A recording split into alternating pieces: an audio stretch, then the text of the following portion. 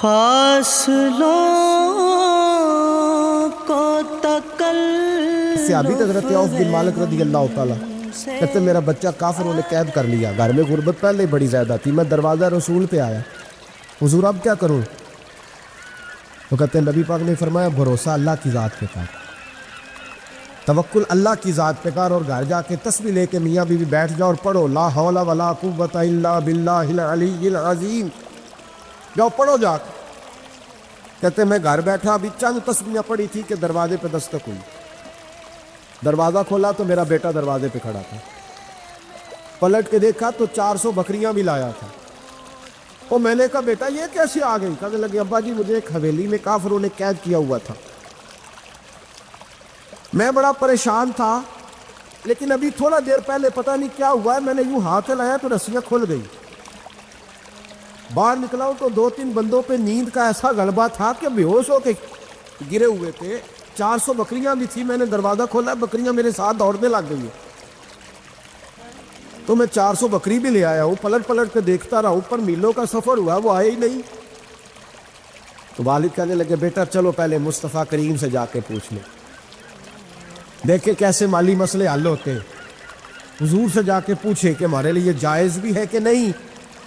کہتے ہیں دروازہ رسول پہ جا کے ہم کھڑے ہوئے تھے کہ نبی پاک نے فرمایا دیکھا رب کریم کا فضل، دیکھا، فرمایا تیرا بیٹا بھی آ گیا، تیری غربت کا بھی حل ہو گیا ہے، یہ کافر کا مال ہے، اسے مال غنیمت سمجھ کے استعمال کر، تیرا ہی ہے۔ امام قرطبی نے لکھا ہے حضرت انس بن مالک رضی اللہ تعالیٰ عنہ کہتے ایک شخص حضور کی بارگاہ میں آیا کہ یا رسول اللہ صلی اللہ علیہ وسلم غربت بڑی ہے، بڑا دکھی ہوں، بڑا پریشان ہوں۔ تو حضور نے وظیفہ بتایا، فرمایا جب بھی گھر جاؤ نا گھر والوں کو سلام کہہ لیجیے۔ اب نبی پاک صلی اللہ علیہ وسلم نے فرمایا جب بھی گھر جا السلام علیکم کہے اور 3 دفعہ سورۃ اخلاص پڑھ دے، اور سورت بھی وہ بتائی جو سب کو آتی ہے، قل هو اللہ احد اللہ الصمد لم یلد ولم یولد ولم یکن لہ کفوا احد، 3 دفعہ یہ پڑھ دے۔ صحابی بڑے سیانے تھے، بڑے مسئلے حل کرتے تھے ہمارے، فٹافٹ بول پڑے وہ صحابی، کہنے لگے حضور میری تو چھوٹی سی فیملی ہے، کئی دفعہ بچے گھر نہیں ہوتے، ننھیال گئے ہوتے ہیں، تو پھر کیا کروں؟ حضور نے فرمایا جب گھر میں کوئی نہ ہو تو اپنے نبی پہ درود و سلام پڑھ دینا، تیرے نبی کا کرم تو تیرے گھر میں ہوگا نہیں۔ حضرت انس بن مالک رضی اللہ تعالیٰ عنہ فرماتے ہیں کہ ہم انتظار میں تھے کہ بندہ واپس آئے اور رزلٹ بتائے، کہتے ہیں وہ کچھ دنوں کے بعد واپس آئے تو عجیب بات کی انہوں نے، ہمسایوں سے کئی دفعہ بندے کی نہیں نا اتنی بنتی، اور کئی دفعہ لگتا ہے کہ میرا ہاتھ اوپر ہی رہ جائے کہ مجھ سے تگڑے نہ ہو جائے۔ کہتے ہیں وہ آئے، نبی پاک صلی اللہ علیہ وسلم نے کہا کیا حال ہے تیرا؟ تو عرض کرنے لگے یا رسول اللہ صلی اللہ علیہ وسلم وظیفہ تو میں نے اپنے لیے پوچھا تھا اور میرے تو ہمسائے بھی امیر ہو گئے، حضور تو میں نے اپنے لیے پوچھا تھا اور میرے دائیں بائیں والے لوگوں کو بڑی برکت ہوئی ہے۔ تو میرے محبوب مسکرانے لگے، حضور فرمانے لگے گویا برکتیں تیرے گھر میں جب برسی ہیں تو چھن چھن کے ان کا فیض اللہ نے تیرے ہمسایوں کو بھی عطا فرمایا۔ میں نے کئی دفعہ حدیث سنائی ہے کہ ایک صحابی کو نبی پاک صلی اللہ علیہ وسلم نے سرکار نے فرمایا کہ جب اس کا انتقال ہو جائے تو مجھے بتانا۔ صحابی بھی نوجوان تھے، 14-15 سال عمر تھی، انہوں نے پتہ اپنے والد صاحب کو کیا کہا، فرمایا میرا انتقال ہو جائے تو حضور کو خبر نہیں کرنی، اس لیے کہ میں رات کو انتقال کروں گا، ایسا نہ ہو کہ نبی پاک آئیں اور یہودیوں کے محلے سے گزر کے آئے اور کوئی یہودی حضور کو تکلیف دے، میں اپنے جنازہ حضور پڑھائے تو بخشش ڈائریکٹ ہے کہ نہیں، فوراً جنت ہے کہ نہیں، لیکن نے کہا میں نہیں چاہتا کہ میں اپنے نفع کے لیے محبوب کو تکلیف دوں۔ تو محبت کا انداز تو کوئی اور ہوتا ہے، جس سے محبت ہوتی ہے اس کے تو بندہ آرام کا سکون کا کہتا ہے جی میرا بڑا پیار ہے، ٹھاؤ میں آیا جو ہونا اس ویلے میں ہوں دوبارہ آماندہ، یہ کیسی بات ہو؟ تو یہ محبت نہیں ہے، یہ لالچ ہے۔ بہرحال یہ بات عرض کرنے جا رہا ہوں، میں مضمون پر رہتا ہوں، مضمون کو سمجھیے گا۔ سید صاحب کہتے ہیں وہ بندہ جب جانے لگا تو میں نے اس کو کہا، میں نے کہا یار تو سویرے پوچھ لیتا، کیا حرج تھا، صبح پوچھ لیتا۔ حضرت صاحب بوڑھے آدمی، آدھی رات کو تکلیف دی، ابھی 2 گھنٹے میں سحری ہونے والی تھی، تو کہتے ہیں وہ چلا گیا تو سید صاحب نے مجھے بلایا، کہنے لگے محمود مسئلہ میں نے بتایا، تمہیں کیا تکلیف ہے؟ اور پھر فرمانے لگے میرا دین میرا مشن ہے، میرا دین میرا نشان ہے، شکر کرو کسی نے بات پوچھی تو ہے نا، اور اگر کوئی میرے دین کے معاملے میں کوئی بات کرنے آتا ہے تو میں اسے اکتاتا نہیں ہوں۔ تو جب انسان راضی بالرضا رہنے لگتا ہے نا، پھر وہ ہر روز نماز پڑھ کے تکلیف نہیں اسے ہوتی، پھر روز درود شریف پڑھ کے وہ یہ نہیں کہتا کہ چلو 2-4 چھٹیاں بھی کر لو، پھر روزانہ تلاوت کر کے اسے کہیں دقت محسوس نہیں ہوتی، کیونکہ اب وہ چاہتا ہے کہ جس حال میں میرا رب رسول مجھے رکھیں گے، جو حکم دیں گے میں نے اس سے کوئی تنگی محسوس نہیں کرنی، میں نے اس کے مطابق چلنا۔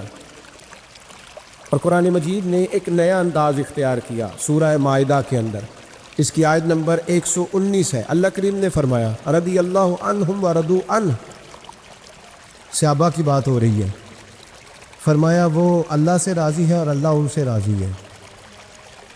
حضرت سیدنا موسیٰ علیہ السلام نے عرض کی کوہ طور پہ جا کے، مولا میری قوم پوچھتی ہے کہ کوئی ایسا کام بتا جو ہم کریں تو تو ہم سے راضی ہو جائے۔ حضرت موسیٰ کی قوم کا خیال تھا کہ تہجد کا حکم آئے گا تو پڑھیں گے، صدقات کا حکم آئے گا تو دیں گے، جہاد کی بات ہوگی تو کریں گے۔ کچھ جو نیک لوگ تھے ان میں سے انہوں نے یہ پیغام دیا کہ مالک ہمیں بتائے کہ وہ کس کام پہ راضی ہوتا ہے، ہم وہ کام کریں تاکہ اللہ ہم سے راضی ہو جائے۔ حضرت موسیٰ کلیم کہتے ہیں میں نے عرض کی مولا میری قوم پوچھتی ہے کہ کون سا ایسا کام کریں کہ تو راضی ہو جائے، تو رب کریم نے ارشاد فرمایا موسیٰ کہتے میرا خیال تھا کوئی لسٹ ملے گی، لیکن مالک نے ایک جملہ کہا، ایک جملہ، اور تفسیروں کے دریا بہا دیے۔ عرش کے مالک نے فرمایا موسیٰ ان سے کہو جا کے کہ وہ مجھ سے راضی ہو جائے، میں ان سے راضی ہو جاؤں گا، مجھ سے راضی ہو جائے۔ بندے اللہ سے راضی ہی نہیں راضی ہوتے۔ امام غزالی سے کسی نے پوچھا تھا، امام غزالی سے، کہ حضور اللہ کا بندے سے راضی ہونا کمال ہے یا بندے کا اللہ سے راضی ہونا کمال ہے؟ تو امام غزالی مسکرائے، فرمانے لگے رب تو بڑا ہی مہربان ہے، وہ تو بڑی جلدی راضی ہو جاتا ہے، وہ تو مسجد میں آ کے توبہ کرے تو اللہ راضی، کسی یتیم کے سر پہ ہاتھ پھیرو تو اللہ راضی، وہ تو کسی اندھے کو رستہ دکھایا تو اللہ راضی ہو گیا، وہ تو طوائف نے کتے کو پانی پلایا تو اللہ۔ امام صاحب فرمانے لگے یہ بندہ ہے جو اللہ سے راضی نہیں ہوتا، جس کے پاس اولاد نہیں وہ کہتا ہے چلو ایک بیٹی مل جائے تو میں راضی ہوں، بیٹی مل گئی تو کہتا اب ایک بیٹا بھی ملے تو پھر راضی ہوں، پھر کہتا ہے یہ دونوں اچھی تعلیم حاصل کر لیں تو پھر میں راضی ہوں، پھر کہتا ہے یہ بہت زیادہ پیسے کمائے تو پھر میں راضی ہوں۔ بہرحال راضی ہوتا، لیکن جو راضی ہو جاتا ہے نا، اللہ اکبر، جو اللہ سے راضی سکھی بڑا رہتا ہے، سکون میں بڑا رہتا ہے، مطمئن بڑا رہتا ہے، جو سمجھ لیتا ہے نا کہ جو میرے رب نے بہتر سمجھا وہ میرے اللہ نے مجھے۔ میں کبھی کبھی سوچتا ہوں کہ یار حضرت بلال حبشی نے کوئی عہدہ نہیں مانگا ساری زندگی، انہوں نے نہیں کہا مجھے بھی ایک صوبے کا گورنر بناؤ میری بھی خدمات ہے، مجھے بھی وزیر خزانہ بناؤ میرا بھی کچھ بنتا ہے۔ ایک دفعہ نہیں کہا سیدنا بلال حبشی رضی اللہ تعالیٰ عنہ کہ میری بھی کوئی ڈیوٹی ایسی ہونی چاہیے کہ مجھے چلو سپہ سالار ہی بنا دیا جائے۔ ساری زندگی مسجد میں جھاڑو دیا تو اسی پہ راضی رہے، ساری زندگی محبوب کے مہمانوں کا لنگر پکایا تو اسی پہ راضی رہے، ساری زندگی میرے محبوب علیہ السلام کے بچوں کی نوکری کی تو اسی پہ راضی رہے، راضی بالرضا رہے۔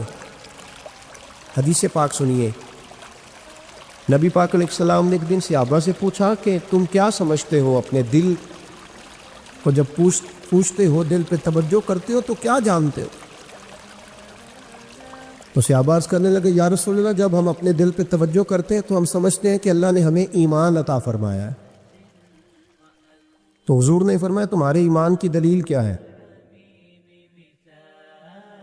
ایمان کی کوئی دلیل بھی تو ہوتی ہے نا، ہمارے زمانے میں تو کوئی دلیل نہیں، نماز نہیں پڑھتا پھر بھی میں مسلمان ہوں، روزہ نہیں رکھتا پھر بھی مسلمان، جھوٹ صبح سے شام تک، کہتا خبردار کسی نے مجھے ذرا بھی بات کی سب سے بڑا مسلمان میں ہی ہوں، بددیانتی، دھوکہ، فریب، فرار، لیکن خبردار کسی نے کوئی بات کی سب سے بڑا مفتی میں ہی ہوں۔ جرم سارے پائے جاتے ہیں، دلیل کیا ہے بھائی؟ اگر کسی دیکھیں نا، اگر درخت ہے تو دلیل یہ ہے کہ پھل بھی ہے، شاخیں بھی ہیں، لیکن تو صاحب ایمان ہے تو دلیل کیا ہے؟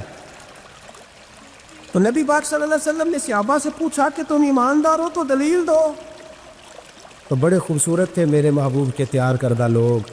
عرض کرنے لگے یا رسول اللہ ایمان کی دلیل یہ ہے کہ اگر اللہ ہمیں نعمت دیتا ہے تو ہم شکر ادا کرتے ہیں, اگر کبھی مصیبت آتی ہے تو ہم صبر کرتے ہیں, اور یا رسول اللہ ہم اپنے رب کے ہر فیصلے پر راضی ہوتے, ہم اپنے اللہ کے ہر فیصلے پر. اب حضور نے رزلٹ کا اعلان کیا تو میرے محبوب فرمانے لگے پھر سنو میں گواہی دیتا ہوں واقعی اللہ نے تمہیں دولت ایمان عطا فرمائی ہوئی. پھر واقعی اللہ نے تمہیں دولت ہے, اگر تم اپنے رب پر راضی ہو, اگر تم راضی ہو اس کام پر جس پہ اللہ نے تمہیں رکھا ہوا ہے, اگر تمہیں کسی کو دیکھ کر تکلیف نہیں ہوتی, اگر تم نہ حسد میں جلتے ہو, نہ بغض میں, نہ کینے میں, نہ تکبر میں, نہ احساس کمتری کا شکار ہوتے, اگر تم راضی رہتے ہو کہ میرے مالک نے بہترین زندگی مجھے دی, پھر اس کا مطلب یہ ہے کہ تم صاحب ایمان ہو. ہمارے زمانے میں لوگوں کی وہ تکلیفیں صبر نہیں ہے, سکون نہیں ہے, بے چینی سی ہے, بے قراری سی ہے, معاشرے میں ایک عجیب سی ہلچل ہے. ہر آدمی سمجھتا ہے کہ وہ سامنے والا جو شخص ہے نا وہ بڑا سکھی ہے اور میں بڑی تکلیف میں ہوں. میں رات اپنے پیر بھائیوں کو سمجھا رہا تھا, میں کہہ رہا تھا یاد رکھنا جس آدمی کا عہدہ بڑا ہوتا ہے نا اس کا زخم بھی بڑا گہرا ہوتا ہے, اس کا زخم بھی بڑا.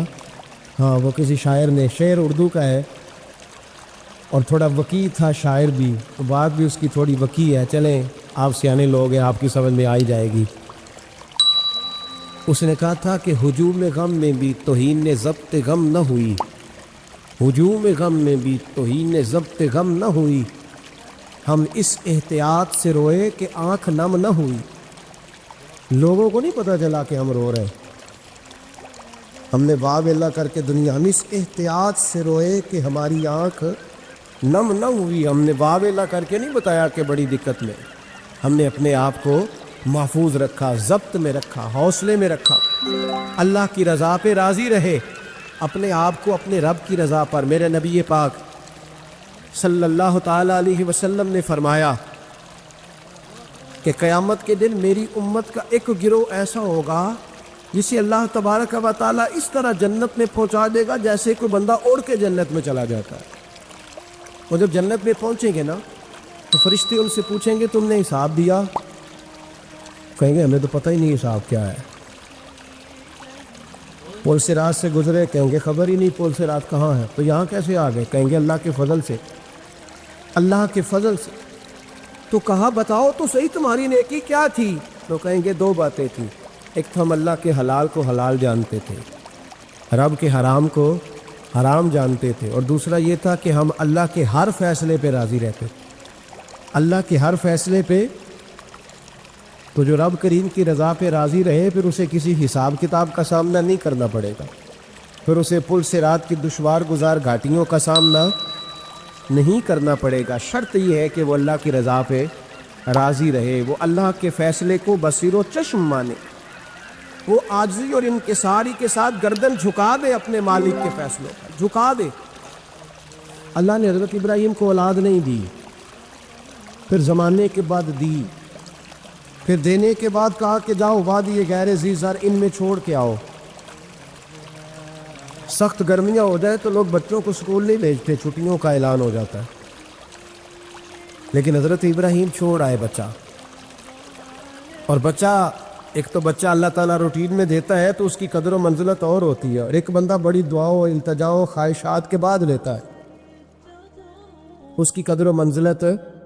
وہ بچہ جو بڑی دعاؤں کے بعد لیا, کہا چھوڑ آؤ, کوئی کھانا نہیں, پانی نہیں, دانا نہیں. حضرت ابراہیم چھوڑ آئے, 13 سال اکٹھے رہنے کی اجازت نہ ملی, اور جب اجازت ملی تو کہا اب چھری اٹھاؤ اور بیٹے کی گردن پہ چلا دو. آپ اس کو آسان کام سمجھتے ہیں؟ اتنی تسلیم و رضا, ہر فیصلے پہ راضی ہونا, ہر فیصلے پہ. یہاں ہمارا حال یہ ہے کہ 2 منٹ کے لیے تکلیف آتی ہے تو لوگ واہ ویلا کرتے ہیں, شور بچاتے ہیں, کفر بولتے ہیں. ہر آدمی آپ اس کو ٹٹول کے دیکھیں تو کہتا ہے سب سے تکلیف میں ہی ہوں. کس سولی پہ لٹکے ہوئے ہم؟ آخر کون سا معاشرے کا ایسا دکھ ہے جو صرف ہمارے پاس ہی آ گیا؟ ہر آدمی کہتا ہے مجھے نہ چھیڑنا، سب سے زیادہ غمگین میں ہی ہوں۔ بھائی بتا تو صحیح نا کہ آخر کون سی ایسی چیز ہے جو مالک نے تجھے عطا نہیں فرمائی؟ لیکن ہماری آزمائشیں ہیں، ہمارے جملے ہیں، ہماری گفتگو ہے کہ ان سے شکوہ چھلکتا ہے، ان سے شکایتیں ٹوٹ ٹوٹ کے نیچے گرتی ہیں۔ ہم یہ سوچتے ہی نہیں کہ ہمیں نہیں پتا ہمارے حق میں بہتر کیا ہے، ہمارے رب کو پتا ہے کہ ہمارے حق میں بہتر کیا ہے۔ اس لیے لوگ شکایت نہیں کرتے تھے۔ آج ہر بات پر شکایت ہے، ہر بات پر لوگ شکوہ کرتے ہیں، اور ہر بات پر لوگ اللہ تبارک و تعالیٰ کی بارگاہ ناز کے نافرمان بنتے ہیں۔ اور پھر سوال کیا، یا اللہ تو راضی ہو جا، یا اللہ تو، اور اللہ کیا فرماتے ہیں موسیٰ اپنی قوم سے کہو یہ مجھ سے راضی ہو جائے، میں بھی ان سے راضی ہو جاؤں گا۔ آپ پچھلے گناہوں سے رجوع کریں اللہ کی طرف، آپ کہیں کہ میرے اندر یہ غلطی ہے، میں توبہ کرتا ہوں۔ ان العبد اذا اعترف، اعتراف جرم کریں، پھر اللہ کے حضور رجوع لائیں۔ ہمارا یہ حال ہے کہ ہم جتنی بھی توبہ کرتے ہیں، جس قدر بھی استغفار پڑھتے ہیں، اس کو ایک وظیفہ سمجھ کے پڑھ لیتے ہیں، بھئی یہ بھی اچھا ہے، برکت سے خالی نہیں۔ لیکن توبہ کا حقیقی مفہوم یہ ہے کہ انسان اپنا محاسبہ کرے، اپنی پچھلی ساری زندگی اپنی آنکھوں کے سامنے لائے۔ اگر وہ سمجھتا ہے کہ اس حال میں مر گیا تو میرے لیے مشکل ہوگا منہ دکھانا اللہ رسول کو، تو پھر وہ فوراً سے پہلے اپنے گناہوں سے رجوع کرے اور اللہ کے حضور توبہ کرے۔ جب تک اعتراف جرم نہیں ہوگا اتنی دیر تک غلطیوں کی تربیت ہو سکتی۔ دیکھو کیا کہتے ہیں، ربنا ظلمنا انفسنا، اللہ ہم نے زیادتی کی ہے اپنی جانوں پر، بھائی لم تغفر لنا، اگر تو نے معاف نہ کیا، وترحمنا، اور ہم پر رحم نہ فرمایا، لنکونن من الخاسرین، پیچھے سے جو ہونا تھا وہ ہو گیا، اور اگر آئندہ بھی کرم نوازی نہ ہوئی تو ہم تو نقصان والوں میں ہو جائیں، نقصان تو بڑھے گا، روز گھاٹے میں جائیں گے۔ ہم جب تک تسلیم نہیں کرتے، اعتراف اپنی زندگی میں پیدا کریں، اعتراف اپنی چیزوں میں اگر بہتری چاہتے ہیں، آنے والے وقت کو عمدہ کرنا چاہتے ہیں۔ ہم سمجھتے ہیں کہ چلو ماضی اور حال کے ساتھ جو ہوا سو ہوا، مستقبل ہی ٹھیک ہو جائے، اس کے لیے اپنے ماضی اور حال کی کمزوریوں کو تراشنا پڑے گا، غور کرنا پڑے گا، پھر یہ معاملہ آگے جائے گا۔ میرے بھائی، اپنی زندگی میں ہم سے جو کمیاں رہ گئی، پتہ ہے اللہ تعالیٰ نے توبہ کا دروازہ ہر وقت کھلا رکھا ہے، اور فرمایا لا تقنطوا من رحمت اللہ، تم نے مایوس نہیں ہونا، ان اللہ یغفر الذنوب جمیعا، اللہ تمہارے سارے گناہ معاف کر دے۔ کرنے کا کام یہ ہے کہ چلو آج سے ہی صحیح، چلو ابھی سے صحیح۔ بہت ضعیف العمری میں، بڑھاپے میں آ کے بھی لوگوں نے خیر کا رستہ اختیار کیا تو اللہ کی رحمت نے آگے بڑھ کے استقبال کیا۔ چلیں کسی وقت بھی، کیا کہتے ہیں، صبح کا بھولا شام کو گھر آ جائے تو بھولا، چلو گھر تو پہنچ گیا ہے نا، اپنے گھر آ گیا، اب کہاں بھولا ہے؟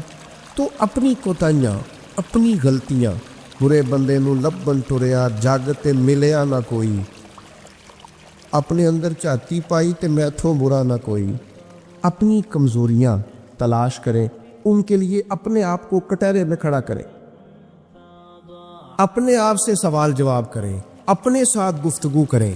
میں نے اپنی زندگی میں کچھ ایسے لوگوں کو دیکھا، کچھ ایسی شخصیات سے میرا پالا پڑا، وہ بڑے لوگ تھے، عظیم لوگ تھے، لیکن ان کے پاس بیٹھ کر اندازہ ہوا کہ وہ جو ہے نا وہ اپنے آپ کو نہیں سمجھتے، وہ جو ہیں وہ نہیں۔ حضرت شیخ سعدی رحمۃ اللہ نے لکھا ہے کہ ایک بزرگ خانہ کعبہ میں حج کے موقع پر گئے ہوئے تھے، تو کہتے ہیں خیمے میں سویا تھا تو کسی کے تڑپ کے رونے کی آواز آئی، یا اللہ مہربانی کرنا قیامت میں رسوا نہ کر پائے۔ تو کہتے ہیں میں تو تسلی دینے کے لیے اٹھ کے باہر گیا کہ پتہ کروں کون ہے، اور جب میری جا کے ملاقات ہوئی تو میرے پیروں تلے زمین نکل گئی، یہ تو بغداد کے عبد القادر جیلانی ہے۔ آپ کسی بھی شخص کو پڑھ لیں گے، جو آج کل دعوے ہیں نا لوگوں کے، میں یوں کر دیتا ہوں تو میں، یہ ہمارے بزرگوں کے یہ دعوے وہ جہاں بھی ملیں گے رب کے عاجز بندے ملیں گے، وہ جہاں بھی میسر آئیں گے وہ اللہ کے عاجز بندے ہو کے ہی میسر آئیں۔ احساس ان کے دلوں سے اپنی کمزوریوں کا کبھی گیا؟ ہمارے اندر یہ احساس نہیں، بڑھوتری کا احساس۔ لوگوں سے ملاقاتیں ہم کرتے ہیں تو ہم یہ تھوڑی چاہتے ہیں کہ ہم ان سے کچھ حاصل کریں، ہم تو بڑی ساری جگہوں پہ اپنا آپ دکھانے بتانے کے لیے پہنچتے ہیں۔ اپنی زندگی میں اپنی غلطیوں کو ڈھونڈے۔ وہ جس کا بیٹا اس کے سامنے تلخ بولتا ہے اور پھر رات کو وہ بستر میں منہ دے کے روتا ہے، وہ کیوں نہیں مان لیتا کہ اس سے غلطیاں ہوئی ہیں؟ وہ ایک دفعہ اپنے بستر میں منہ دے کے یہ کیوں نہیں سوچتا کہ کبھی اس کے ابا جی بھی کہا کرتے تھے بیٹا میں تیری طرف سے تکلیف میں؟ کیوں نہیں تسلیم کرنے کو تیار کہ میں اسے کسی کے سپرد کر کے نا تو چچا کے ساتھ اسکول چلا جا اور میں دوستوں کے ساتھ کھانے کھانے چلا گیا، میں نے اپنے بچوں کو وقت ہی نہیں دیا۔ یہ کوتاہیاں ہم کب تسلیم کریں گے؟ چھوٹا آدمی ہوں اور کمزور ہوں، کوئی ایسی بات نہیں کرنا چاہتا، لیکن میرا دل کرتا ہے ادب سے عرض کروں کہ دین کے دعوے کرنے والوں تم سے غلطیاں ہوئی، منبر و محراب کے وارثوں تم سے کوتاہیاں ہوئی ہیں، مسند ارشاد پر بیٹھ کر پیری مریدی اور اچھے اسباق پڑھانے والوں تم سے خطائیں ہو گئی ہیں۔ تم نے قوم کو جس تعویذ گنڈے پہ لگایا تھا، تم نے قوم کو جو چیزیں خود سے سکھائی تھیں، تم نے کیوں نہیں بتایا کہ ہم تو ناقل ہیں، اللہ کے عاجز بندے ہیں، قرآن و سنت پڑھیں گے اور تمہیں سنا دیا کریں، ہم تو صرف ناقل ہیں، یہاں سے نقل کر کے تم تک پہنچانے والے، ہم تو تمہیں خیر بتائیں گے، اللہ کی بارگاہ کا رستہ دکھائیں۔ تم نے کیوں نہیں اس کو سمجھا؟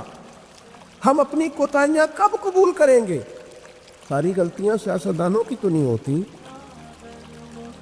پتہ تھا ووٹرز کو کہ یہ پہلے کس پارٹی میں تھا، اس کو پتہ تھا کہ اس کا اعتبار نہیں ہے، خدا جانے جیت کے بھی کس پارٹی میں جائے گا، پتہ تھا۔ تو کیا یہ کوئی دھندا ہے؟ کیا یہ کاروبار ہے؟ کیا آپ جانتے بوجھتے ہوئے اپنے ہاتھ سے زہر کھائیں اور بعد میں کہیں کہ میری انتڑیاں کٹ کے باہر آ رہی ہے، تو جب کھایا تھا تو یہ تو ہوگا سارا کچھ؟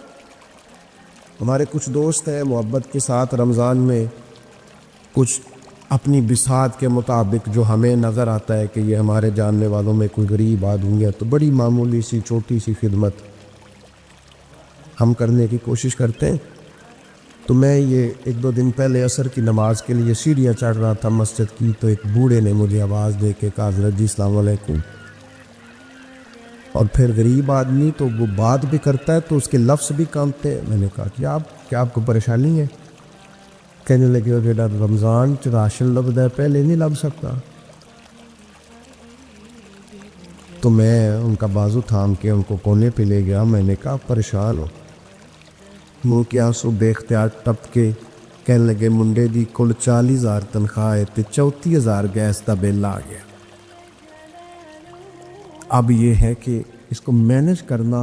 اقبال نے کہا تھا تو خالق و مالک ہے مگر تیرے جہاں میں، اللہ کی بارگاہ میں کہا مالک تو قادر و اپنے ایمان کی آبیاری کے لیے ہمارے چینل وائس آف ARQ کو سبسکرائب کریں اور بیل کے بٹن کو دبا دیں۔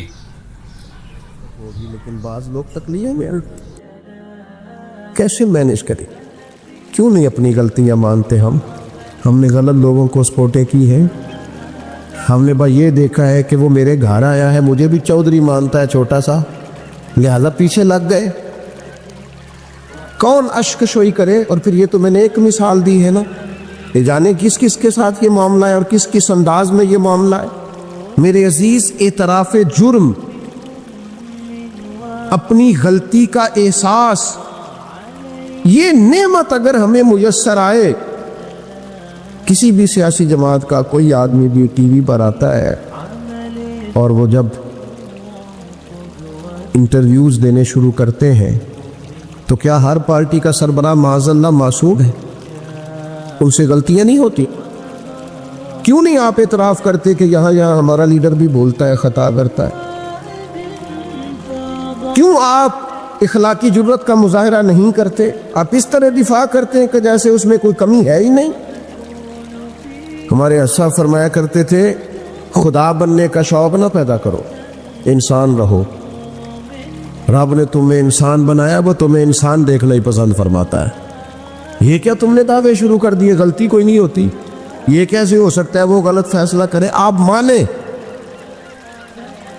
بندے کی توبہ اللہ کب قبول کرتا ہے؟ مشکات میں حدیث ہے سیدہ عائشہ صدیقہ سے، حضور فرماتے ان العبد اذا اعترف، یہ لفظ ہے سرکار کے، اس پر غور کی، فرمایا بے شک جب بندہ اعتراف جرم کرتا ہے رب کی بارگاہ میں بیٹھ کے، وہ مان جاتا ہے یا اللہ یہ مجھ سے بھول ہو گئی، میں نفس کے ہاتھوں مجبور ہو گیا، یہ مجھ سے غلطی ہو گئی، شیطان نے ان العبد اذا اعترف، بے شک جب وہ رب کی بارگاہ میں اعتراف جرم کرے، ثم تاب، پھر توبہ کرے، تو تاب اللہ علیہ، اللہ فوراً اس کی توبہ کو قبول فرما لیتا ہے۔ لیکن وہ اعتراف جرم ہی نہ کرے، وہ اپنی خطائیں ہی تلاش نہ کرے، وہ کسی جگہ ماننے کو تیار نہ ہو۔ اعتراف کرنا یہ اعلیٰ درجے کے لوگوں کا کام ہو، مان جانا یہ بلندی اخلاق والے لوگوں۔ ہم سے کوتاہیاں ہو گئی، میں آپ کی خدمت میں ادب سے عرض کروں گا، زندگی میں بہت ساری چیزوں سے پرہیز بڑا ہی ضروری ہے، اس لیے اپنی ذات کے طواف سے پرہیز بھی بڑا ہی ضروری ہے۔ اپنی ذات میں الجھ کے زندگی نہیں گزار، میں سمجھدار ہوں، میں بڑا سمارٹ ہوں، اور دیکھو میری تدبیر سے میرا نظام بڑا اچھا چل رہا ہے، میری حکمتیں بڑی کامیاب جا رہی ہیں، دیکھو میں نے جو سوچا تھا اس کے مطابق منصوبہ بندی ٹھیک ہے، میں کئی لوگوں پر سبقت لے جا چکا ہوں، میں آگے بڑھ چکا ہوں۔ یہ ذات کا طواف ہے، اپنی ذات کے طواف سے نیچے اتر کر سوچ لیں اور دو چیزیں اپنے ذہن میں بٹھا لیں، طے کر لیں، زندگی روحانیت کی طرف بڑھنے لگی۔ ایک یہ چیز اپنی ذہن میں بٹھا لیں کہ میرے اندر زندگی میں جو کمیاں کمزوریاں رہ گئیں وہ میری وجہ سے ہیں، اور اگر کوئی خیر ملی ہے تو وہ محض اللہ کے فضل کی وجہ سے ہے، میری طاقت کے سبب کچھ نہیں ہے، محض فضل الہی۔ یہ دو چیزیں جب بندے میں پیدا ہوتی ہیں تو اس کی روحانیت مضبوط ہوتی، ورنہ تو اپنی ذات کے چنگل سے لوگ آزاد ہی نہیں ہوتے۔ اعتراف، حضرت ماعز بن مالک رضی اللہ تعالیٰ عنہ نے آ کے عرض کی حضور بہت بڑا جرم ہو گیا، نبی کریم نے توجہ ہی نہیں کی، پھر عرض کی حضور بھول گیا تھا، سرکار نے رخ پھیر پھر عرض کی حضور بھول گیا تھا، کریم فرمانے لگے کیسی ذہنی الجھاؤ کی بات کرتا ہے؟ پھر فرمایا دیکھو محسوس کرو، ہوش میں تو ہے؟ عرض کی حضور مہربانی کرتے، یہ جو احساس ندامت ہے سونے نہیں دیتا، کرم نوازی کرے۔ یعنی ایک شخصیت حاضر بارگاہ ہوئی ہے، عرض کی حضور جرم ہو گیا بہت بڑا، سرکار نے توجہ ہٹائی، پھر عرض کی حضور بھول گیا تھا، خطا ہو گئی، پھر توجہ ہٹائی، عرض کی حضور اگر میرے لیے طہارت کا سامان نہ کیا گیا تو میں بہت بڑے نقصان میں چلا جاؤں گا، کرم نوازی کر دی جائے۔ فرمایا دیکھو لوگوں ہوش میں تو ہے؟ یا رسول اللہ بالکل ہوش میں۔ نبی کریم علیہ السلام نے فرمایا لے جاؤ سنسار کرو، پتھر مارے گئے، سنسار کیا گیا، اعتراف کیا، مانا، سزا قبول کی، اپنے لیے فیصلہ کیا کہ مجھے سزا لینی چاہیے۔ ان کا وصال ہوا، یہاں تک تو معاملہ ان کا تھا، لیکن اس اعتراف پر انعام یہ ملا کہ محبوب نے فرمایا غسل کفن کرو، میں خود جنازہ پڑھاؤں گا۔ نبی رحمت علیہ السلام نے امامت فرمائی، میرے مرنے پہ ہر سو شور مچ جائے گا دیکھو گے، اور کہنے الوداع سرکار خود تشریف لائیں گے۔ اور کسی درویش نے کہا تھا مرن تو بعد دو مکھڑا میرا ہو جاوے جے تازہ، پھر سمجھ لینا محبوب میرے نے آن پڑے ہے جنازہ۔ سرکار نے امامت فرمائی، تدفین ہوئی۔ کسی شخص نے بعد میں کہا اس نے فلان جرم کیا ہے، تو حضور فرمانے لگے چپ کر، تجھے پتہ ہے وہ کہاں ہے اس وقت؟ یا رسول اللہ کہاں ہے؟ فرمایا جنت کی نہروں میں گوتے لگا رہے ہیں۔ اور حضور فرمانے لگے اس بندے نے ایسی اعلیٰ توبہ کی ہے کہ اگر میں اپنی ساری امت میں اس کی توبہ ساری امت میں، فرمایا اس کی توبہ اگر قیامت تک آنے والے سارے امتیوں میں بانٹ دوں تو اللہ سب کی بخشش فرما دے گا، سب بخشے جائیں گی اس ایک کی توبہ کی برکت۔ کیوں؟ ہاتھ باندھ کے عرض کی حضور مہربانی کریں، میرے سے یہ غلطی ہو گئی ہے، شفقت کریں، مہربانی فرما۔ دوستو اپنی زندگی میں اعتراف والا مزاج تو پیدا کرو یار۔ اپنی زندگی میں جو لوگ اپنی غلطیاں ماننا شروع کر دیتے ہیں وہ ایک فائدہ اپنے ساتھ کرتے ہیں اور ایک اپنی آنے والی نسل کے ساتھ فائدہ کرتا ہے۔ ان کو پتہ چلتا ہے کہ ہمارے بزرگ ہمیں یہ کہہ رہے ہیں، ہمارے والدین کا بیٹا یہاں میں بھول گیا تھا اور میری اس غلطی کی بنیاد پر مجھے یہ نتائج بھگتنا پڑے اور بہت ساری چیزوں پر میں بہت سارے لوگوں سے پیچھے رہ، یہ خطا نہ کرنا زندگی میں۔ پوری دنیا اس بات کو جانتی ہے کہ ایمان کی جان نبی پاک علیہ السلام کی محبت ہے۔ جب تک سرور کائنات صلی اللہ تعالیٰ علیہ وسلم سے ہر چیز سے بڑھ کر محبت نہ کی جائے، انسان کا ایمان مکمل نہیں ہوتا، وہ کامل مسلمان نہیں ہوتا۔ کتاب و سنت میں، آثار صحابہ میں، 14 صدیوں کی امت کی تاریخ میں تسلسل سے یہ بات ہماری روایت ہے کہ ہر دور کے مسلمان نے نبی پاک علیہ السلام سے بڑا کھل کر اور بڑا ٹوٹ کر پیار کیا ہے۔ اور یقیناً آج کے اس پرفتن دور کے اندر بھی مسلمانوں کی بہت بڑی تعداد ایسی ہے جو ہر چیز سے بڑھ کر اپنے پیارے محبوب صلی اللہ تعالیٰ علیہ وسلم سے محبت کرتی ہے۔ پر یاد رکھیے گا کہ کسی کے چہرے پر نہیں لکھا ہوتا کہ یہ عاشق رسول ہے، اس کے ماتھے پر یہ چیز نقش نہیں ہوتی، اس کی عادات، اس کا اخلاق، اس کے اطوار، اس کا کردار، اس کی گفتگو یہی بتلاتی ہے کہ یہ شخص نبی پاک علیہ السلام سے کتنا پیار کرتا ہے۔ ہر چیز کے کچھ نہ کچھ تقاضے ہوتے ہیں، کچھ نہ کچھ علامات ہوتی ہیں، تو محبت رسول صلی اللہ تعالیٰ علیہ وسلم کی بھی کچھ علامات ہیں۔ ان نشانیوں سے، ان علامات سے، ان تقاضوں سے پہچانا جاتا ہے کہ یہ مسلمان اپنے کریم نبی صلی اللہ علیہ وسلم سے بہت پیار کرتا ہے۔ قرآن مجید فرقان حمید نے ارشاد فرمایا کہ انا ارسلناک شاہدا ومبشرا ونذیرا، اے محبوب علیہ السلام ہم نے آپ کو گواہ بنا کے بھیجا ہے، خوشخبری دینے والا بنا کے بھیجا ہے اور ڈر سنانے والا بنا کے بھیجا۔ یہ شانیں آپ کو دی ہیں لتؤمنوا باللہ ورسولہ وتعزروہ وتوقروہ، تاکہ لوگ اللہ پر بھی ایمان لائیں، اللہ کے رسول پر بھی ایمان لائیں اور نبی پاک کی تعظیم بھی کریں، توقیر بھی کریں، وتسبحوہ بکرۃ واصیلا، اور صبح و شام اللہ کی پاکی بیان کریں۔ تو نبی پاک صلی اللہ تعالیٰ علیہ وسلم پر ایمان لانا یہ محبت رسول کا پہلا تقاضا ہے۔ میرے عزیزو، سب سے پہلا حضور کا حق یہ ہے اور محبت رسول کی سب سے پہلی علامت یہ ہے کہ نبی پاک کی بتائی ہوئی ہر بات پر ایمان لایا جائے۔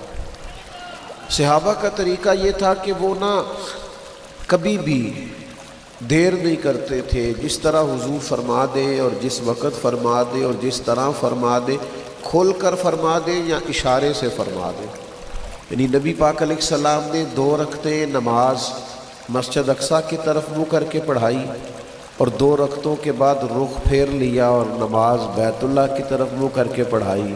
انہوں نے کوئی سوال جواب ہی نہیں کیا، انہوں نے کہا کہ ہمارا تو قبلہ ہی مدینے والے محبوب کی ذات ہے۔ گویا حاجیو آؤ شہنشاہ کا روضہ دیکھو، کعبہ تو دیکھ چکے ہو، کعبے کا بھی کعبہ دیکھو۔ جس طرح حضور کی چاہت ہو، سر تسلیم خم ہے جو مزاج یار میں آئے۔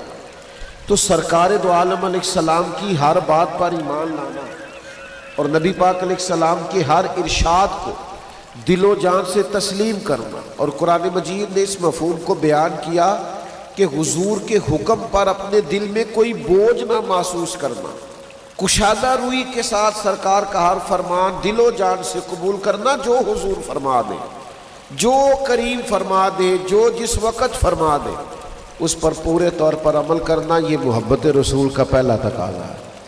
اور دوسری بات، حضور کی تعظیم ہو، نبی پاک کی توقیر ہو، مومنوں کی طبیعتیں ڈھلی ہوئی ہو. حضور کا نام پاک آئے تو آنکھیں خود بخود جھک جائیں، دلوں میں خود بخود نرمی پیدا ہو جائے، وجود پر کیف طاری ہو کہ محبوب کا ذکر خیر آیا.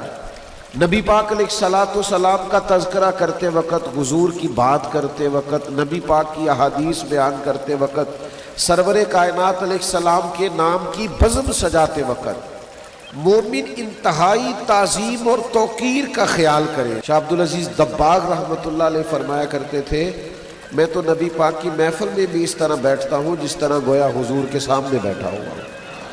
اس لیے کہ حضور کی بات ہونے لگی ہے، نبی پاک کی حدیث کی بات ہونے لگی ہے، تعلیم کی بات ہونے لگی ہے، تعلیم کتاب و سنت کی بات ہونے لگی. تو تعظیم کے جذبات پورے طور پر، حضرت عمر ابن عاص رضی اللہ تعالیٰ عنہ صحابی رسول ہے. ہر صحابی بڑی عظمتوں والا، شانوں والا، برکتوں والا. حضرت عمر ابن عاص خود ایک بات ارشاد فرماتے ہیں، مسلم شریف میں موجود ہے. فرماتے، لوگوں اگر تم مجھ سے کہو نا کہ حضور علیہ السلام کا حلیہ بیان کرو تو میں کریم کی بارگاہ میں رہا ہوں، صحبت اٹھائی ہے، قدمین میں بیٹھنے کا موقع ملا ہے، لیکن میں حضور کا حلیہ نہیں بیان کر سکتا. تم مجھے کہو کہ میں محبوب کے ابرو مبارک کی بات کروں، بھینی مبارک کی بات کروں، چہرہ والضحیٰ کی بات کروں تو میں حلیہ نہیں بیان کر سکتا. اس لیے کہ حلیہ تو وہ بیان کرے گا جس نے آنکھیں کھول کے پورے طور پہ زیارت کی ہو. تو ہم تو وہاں بیٹھتے تھے تو نظریں جھکا کر، ہم تو وہاں بیٹھتے تھے تو ذرا سمٹ کر، ہم تو ذرا بیٹھتے تھے تو لہجے کا وضو کر کے. ہماری طبیعت نہیں تھی. آپ دیکھیے نا، خود نبی پاک علیہ السلام نے فرمایا مجھ سے سوال کرو، اور فرمایا سوال آدھا علم ہے، سوال پوچھنا چاہیے. آپ کے ذہن کے اندر کوئی سوال ہے شرعی، اس پر پوچھ لینا چاہیے، اس پر بات کر لینی چاہیے. نبی پاک علیہ السلام منبر پر ارشاد فرماتے کہ جس نے جو پوچھنا ہے پوچھے. لیکن حضرت مولا علی شیر خدا رضی اللہ تعالیٰ عنہ فرماتے، میں نے بھی ایک سوال پوچھنا تھا لیکن ہفتوں گزر گئے میں پوچھ نہیں سکا. ادب مانے تھا، طبیعت جرت نہیں کر پاتی تھی کہ کیسے حضور کی بارگاہ میں عرض کروں. میرا دل کرتا تھا کبھی کوئی اور آ جائے نا اور وہ والا مسئلہ پوچھ لے جو میں نے پوچھنا ہے، تو چلو اس کے پوچھنے سے میری تشنگی بھی دور ہو جائے گی. یہ آداب، یہ طور طریقے آج کیونکہ ہمارے ہاں ہر چیز میں وسعت آئی ہے، اظہار رائے کی لوگوں کو آزادی بھی ہے اور ذریعہ بھی پاس ہے، سوشل میڈیا. تو بے باکی کے نام پر بعض اوقات کچھ لوگوں کے لفظوں کے اندر حسن نہیں رہا، ان کے جملے باوضو نہیں رہے، ان کی گفتگو میں وہ ٹھہراؤ نہیں رہا جو حضور کی بات کرتے ہوئے مومن کی شان ہے. نبی پاک کی تعظیم، حضور کی توقیر، رسول اللہ صلی اللہ تعالی علیہ وآلہ وسلم کی بارگاہ کے آداب.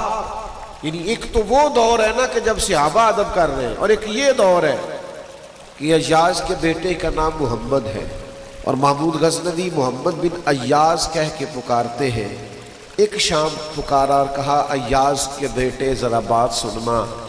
تو ایاز عرض گزار ہوئے، حضور غلام زادے سے کوئی خطا ہو گئی جو آج آپ نے صرف ایاز کا بیٹا کہا، محمد بن ایاز نہیں کہا. یہ کسی حدیث میں تو نہیں آیا تھا، یہ کسی نے فرمایا تو نہیں تھا، آثار صحابہ میں تو نہیں ملتا تھا. لیکن محبت کچھ فیصلے خود بھی کرتی ہے، ادب کچھ فیصلے خود بھی کرتا ہے. محمود غزنوی فرمانے لگے، اگرچہ تیرے بیٹے کا نام حضور کے نام سے برکت لینے کے لیے محمد رکھا گیا ہے، لیکن میں نے پھر بھی کبھی اس کا نام بھی بغیر وضو کے اپنی زبان سے ادا نہیں کیا. میں محمد بن ایاز ہی کہنے لگا تھا، پھر میرا نا وضو نہیں تھا، پھر میری اس وقت وہ کیفیت نہیں تھی جو تقاضے ہیں اس نام کو پکارنے کے. تو میں نا آج ایاز کا بیٹا کہہ کے میں نے پکارا. بھائیو، بہت تعظیم، بہت توقیر. ہمارے ہاں بھی نا بعض چیزیں نوجوانوں میں اور عام لوگوں میں ایسی پائی جانے لگی ہیں جو درست نہیں ہے. ہمیں حضور کے آداب مبارکہ کا پورے طور پر خیال رکھنا ہے، ان تقاضوں کو سمجھنا ہے. حضور کا نام پاک لیں تو ذرا حسین کر کے لیں، یعنی نبی پاک علیہ السلام کا نام لیں تو ذرا آداب کے ساتھ. ایمرجنسی جب ہوتی ہے نا تو ایمرجنسی میں ادب نہیں یاد رہتا، یعنی خدا نہ خواستہ کسی کے کرتے کو پیچھے سے آگ لگ جائے تو صاحب کوئی عالی فاضل ہو، شیخ ہو، درویش ہو تو ان کے القاب نہیں پکارے جائیں گے. پیر طریقت، راہبر شریعت تو یہ لفظ نہیں کہے جائیں گے. حضرت، قبلہ، الحاج، شیخ، صوفی اتنی دیر میں چاہے آگ سارا کام کر جائے. بھئی کرتے کو آگ لگی، آپ کہیں جناب آگ، جناب آگ، پیچھے دیکھیں نہیں آگ.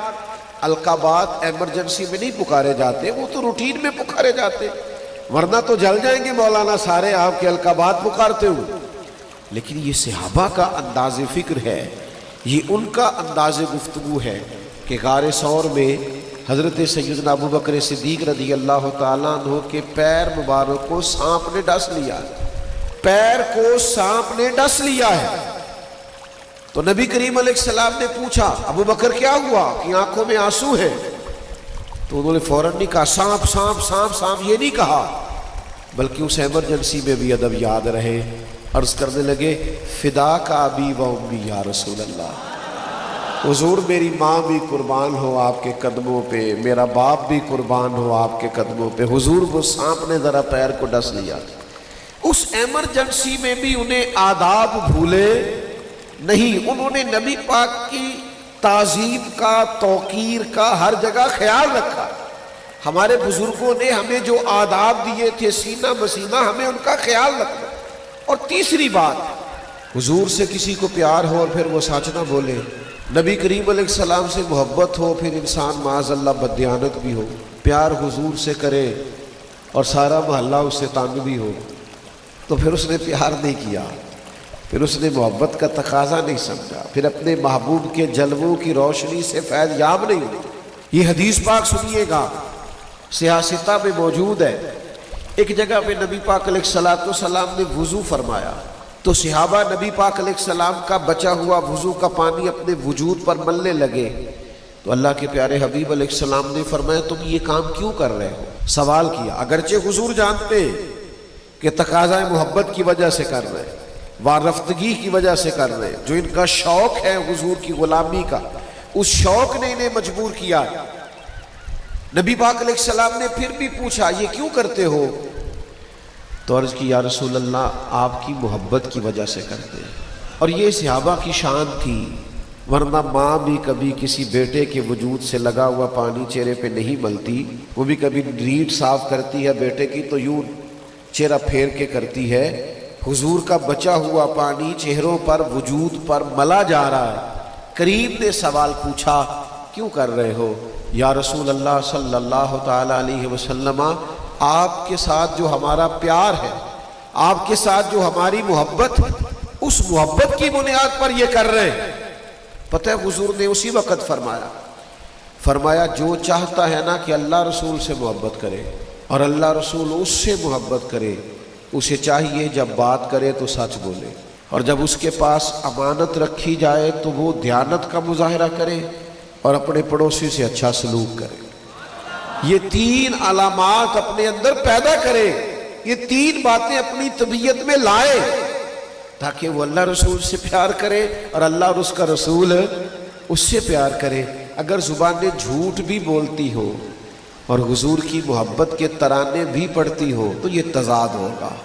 اگر کوئی بددیانتی کا مظاہرہ بھی کرتا ہو اور ساتھ وہ اپنے سینے میں حضور کی محبت کا بھی تقاضا کرتا ہو تو لوگ کہیں گے یار یہ تیرا تضاد ہے، یہ بات درست نہیں ہے. تجھے عملاً بھی تو وہ ساری باتیں کرنی چاہیے نا جو محبت رسول کا تقاضا ہے.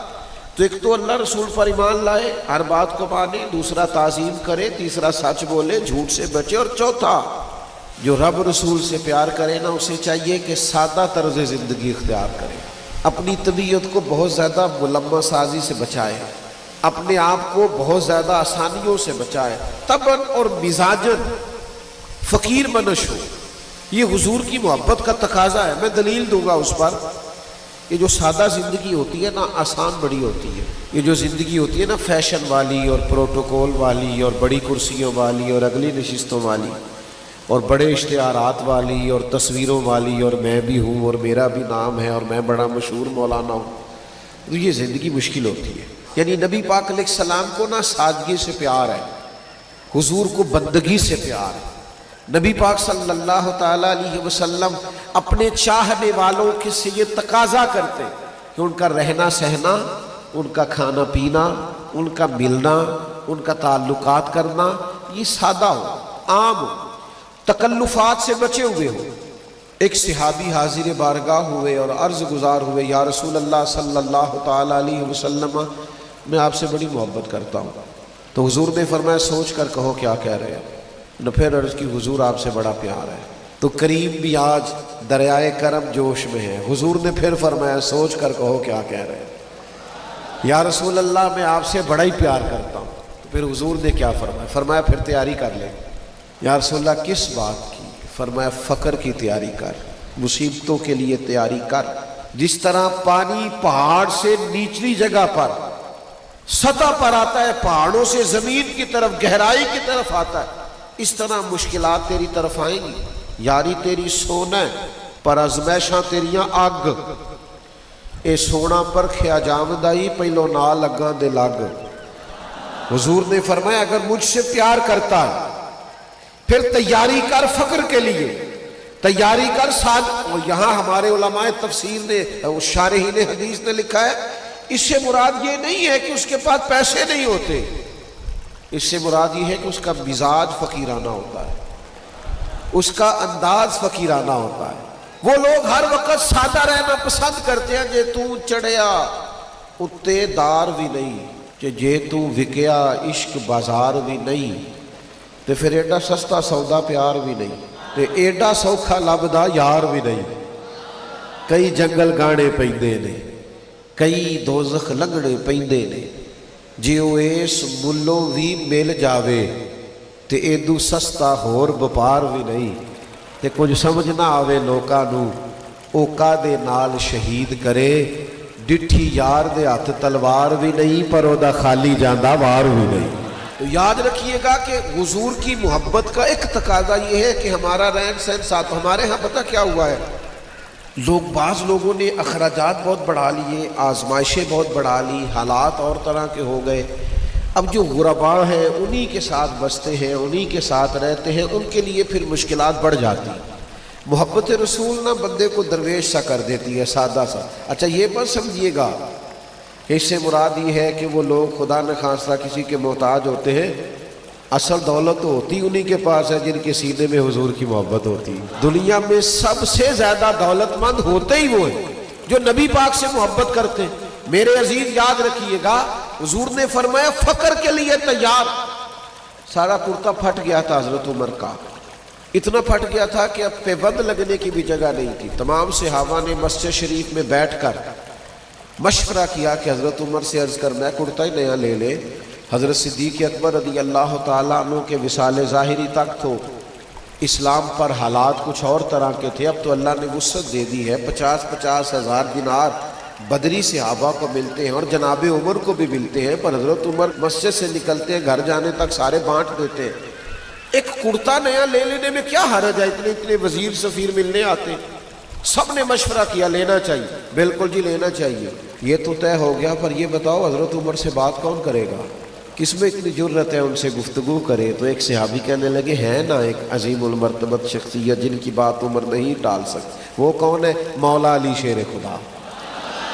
یہ صحابہ کو خبر تھی کہ ان کی محبتیں, ان کی وابستگیاں اور ان کی آپس میں دل بستگیاں بڑی کمال ہیں.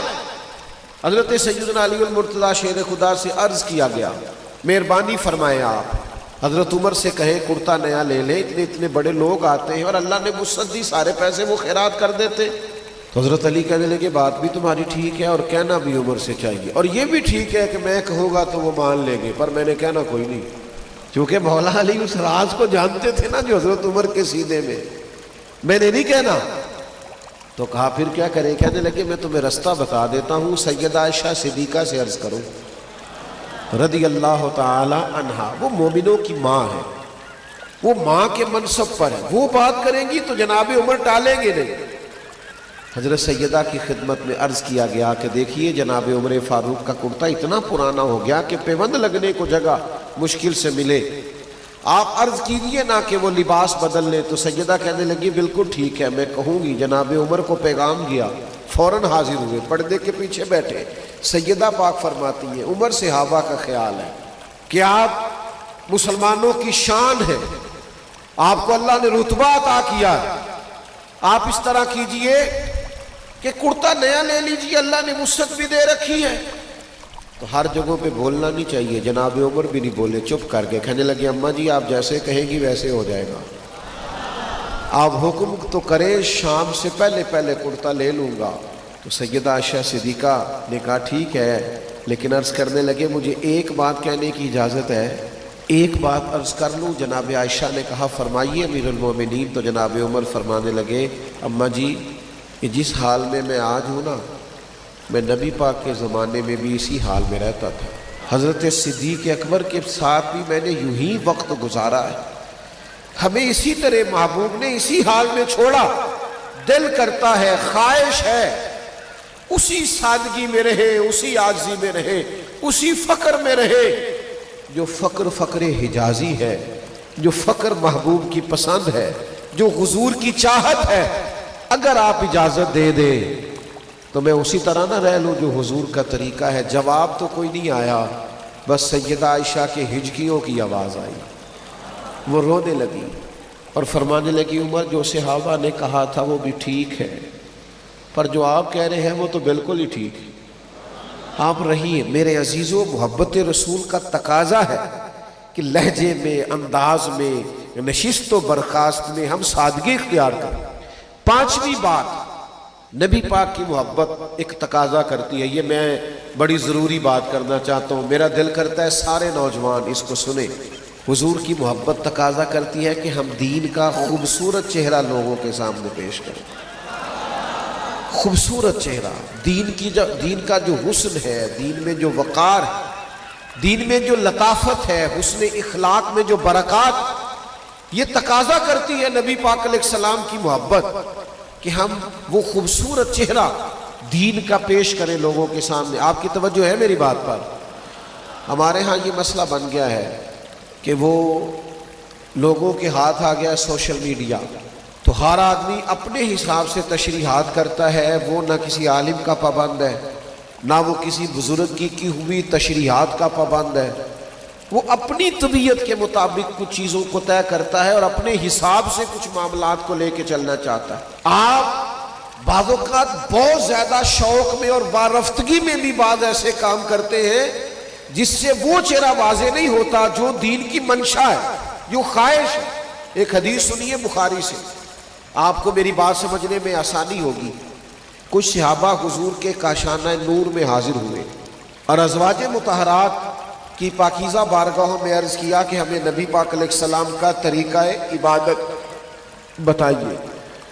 تو ان پاک باز امہات المومنین نے کہا صحابہ کرام سے، فرمایا کہ حضور رات کا کچھ حصہ عبادت کرتے اور کچھ حصہ آرام کرتے، کبھی نفلی روزہ رکھتے اور کبھی نہ رکھتے، چھوڑ دیتے۔ اب یہ شوق میں، صحابہ شوق میں، وارفتگی میں، بڑے مخلص لوگ تھے، شوق میں عرض کرنے لگے کہ حضور تو اللہ کے محبوب ہیں، امام الانبیاء ہے، معصوم عن الخطا ہے، تو محبوب تو تھوڑی دیر بھی عبادت کرے تو ٹھیک ہے، حضور تو کبھی نفلی روزہ چھوڑ بھی دے تو ٹھیک ہے، لیکن ہم اللہ کے عاجز بندے، ہم اس طرح کریں گے، ہم ساری رات ہی نفل پڑھا کریں گے، ہم ہر روز ہی نفلی روزہ رکھیں گے، ہم نہ یہ شوق سے کر رہے ہیں، اب اخلاص سے اور خواہش سے کر رہے ہیں، لیکن نبی پاک علیہ السلام نے جو سمجھایا ہے، یہ تقاضا ہے محبت رسول کا کہ ہم اسے سمجھیں۔ جب حضور علیہ السلام کی بارگاہ میں ان کی یہ بات پیش کی گئی نا کہ انہوں نے کہا ہے کہ ہم ساری رات ہی نفل پڑھا کریں گے اور ہر روز ہی نفلی روزے رکھیں گے، اللہ کے حبیب علیہ السلام نے ان کو بلایا، ان صحابہ کو، اور کریم فرمانے لگے میں تم سب سے زیادہ رب کو جانتا ہوں اور میں تم سب سے زیادہ رب سے ڈرتا ہوں، میں تو رات کو عبادت بھی کرتا ہوں اور آرام بھی کرتا ہوں. حضور فرمانے لگے میں نفلی روزہ بھی رکھتا ہوں اور چھوڑتا بھی. نبی پاک علیہ الصلوۃ والسلام نے انہیں سمجھایا کہ تم دین کا وہ والا مفہوم سمجھو جو شریعت کا مقصود ہے.